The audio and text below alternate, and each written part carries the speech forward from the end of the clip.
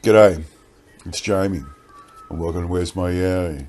Today I'm reading two old newspaper articles about a Yowie sighting near Armidale in 1892, so we'll get into it.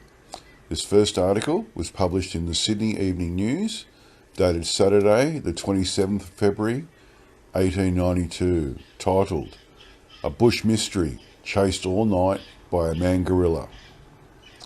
Under a white-hot sky, treading a red-hot soil, and consuming large quantities of lightning liquor, it was only to be expected that Australians would develop a literature in which the marvellous would have at least a place, and the picturesque would be compelled to take a back seat.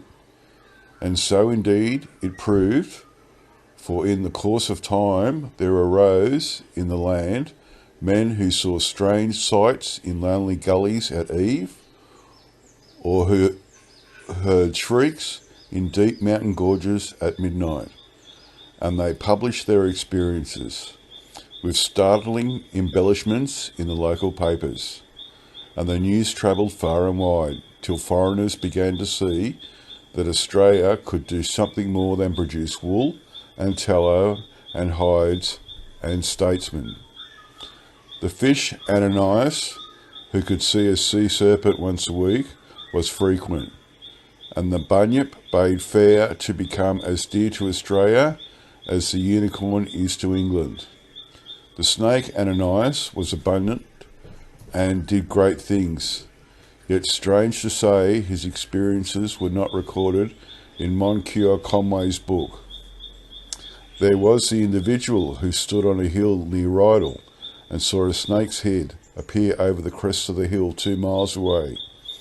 His snakeship started to come down the hill, and as it got halfway across the valley before the tail appeared, the voracious spectator turned and fled, and rigidly avoided that part of the country in the future.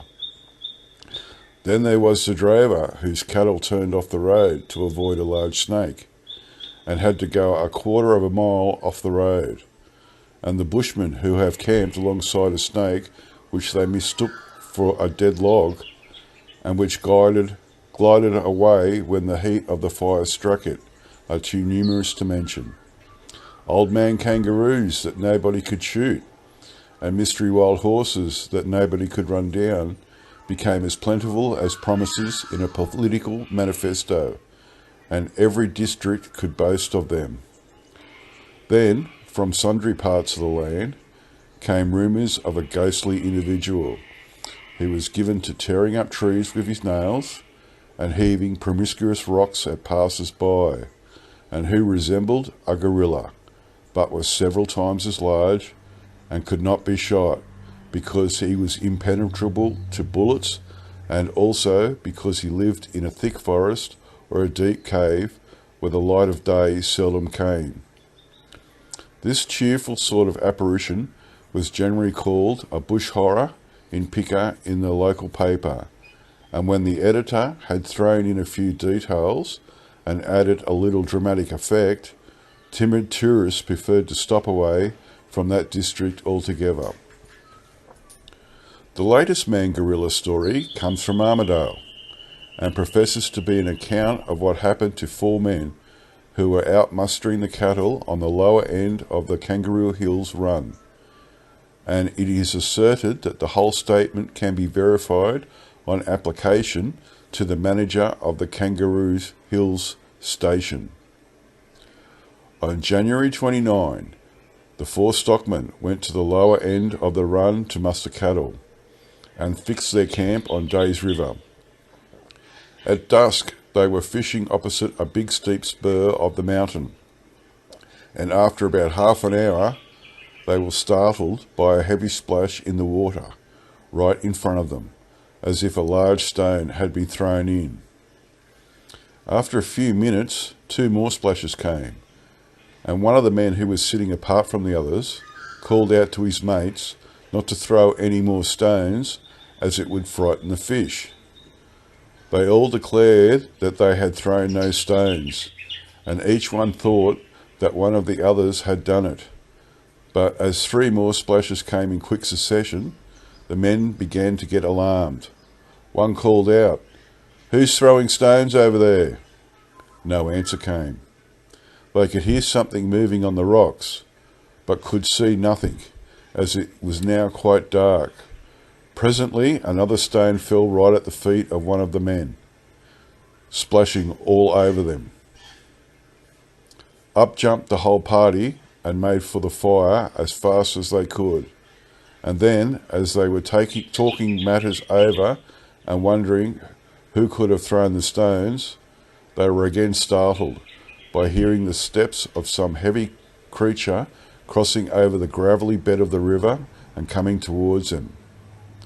They were so startled that they began to prepare for a hasty flight, and were busily strapping their swags on their saddles, when a heavy stone, evidently thrown from a short distance, struck the fire and scattered it in all directions. The men seized their bridles and ran to their horses 200 yards away.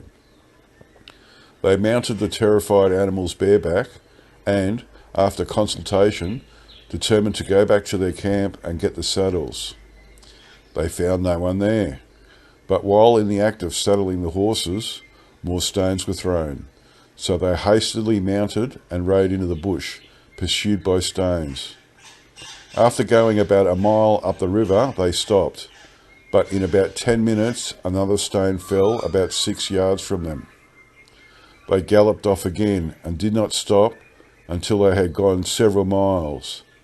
The country through which they were riding was very mountainous, being about the roughest of the day's river's gorges, and they ran great risk of breaking their necks by riding over it at such a pace on a dark night. On arriving at the junction of Kangaroo Hills Creek and Day's River, they stopped again, and they thought they had, at all events by that time, given their pursuers the slip. An hour afterwards, however, the horses began to snort, and a stone thrown with terrific force passed close to the head of one of the men. Away they dashed again, and crossing the river, rode past Thunderbolt's cave and up a steep spur of the mountain. When they had nearly reached the top, the strain told on their horses, and they were compelled to stop. They remained there for some hours, and, just as daylight was approaching, one of the men distinctly saw the form of a large creature resembling a man. It was about the same height as a man, but was much larger in the body, and was standing about 50 yards above them on the same spur. He stood for a moment in a clear space between the trees, and could be distinctly seen against the sky in the pale light of the coming day. He moved slowly down the spur, and shortly afterwards they saw him sneaking towards them on one side of the hill. They galloped rapidly down the spur, and several stones were thrown at them. The creature followed them for some distance, and after throwing one more stone, made it up a very steep spur where no horse could possibly climb, and they saw him no more. It is reported that a gorilla was seen about 3 years ago on the Guy Fawkes River by a man who fired 3 shots at him without effect. The 4 men who were chased about all night are said to be quiet and reliable men, and are prepared to swear that the tale is true in every particular, and not exaggerated in any detail. The end. Okay, so the second article is from the Maitland Mercury and Hunter River General Advertiser, dated Tuesday the 16th of February 1892, titled The Armidale Gorilla. In the last issue of the Express appeared a rather startling account of the appearance of an alleged gorilla at Kangaroo Hills, when it is stated that 4 stockmen were pursued from place to place by an animal resembling the African gorilla, and which appeared to have superhuman powers of locomotion, judging by the narrative forward to us. We learn from an old and respected resident who knows the part of the country well, referred to in our last issue, that some years ago, while mustering cattle near the spot where the animal was last seen stated to have been seen, the men engaged received a similar scare and declared that they had seen a large animal resembling a man which advanced towards them. Gorillas are supposed to be unknown in this country, though it is but in comparatively recent years that the discovery of this monkey in Africa was made.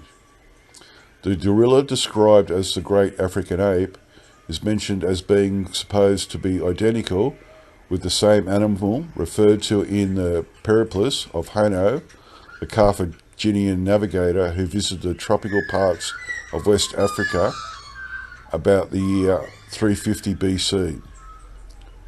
Since then, vague accounts of apes of great size have been brought from time to time from Africa, but it was not until 1847 that the gorilla was really known to naturalists, when a skull was discovered by Dr. Wilson, an American missionary, on the Gabon River.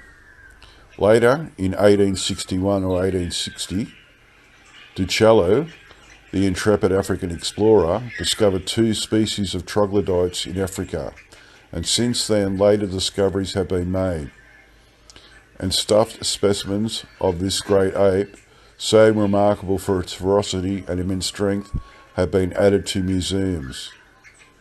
As before we remarked, gorillas are unknown to have existed in this country, though on the East Indian archipelago, to the north of us, and in many instances showing similar geographical formation, the monkey tribes exist.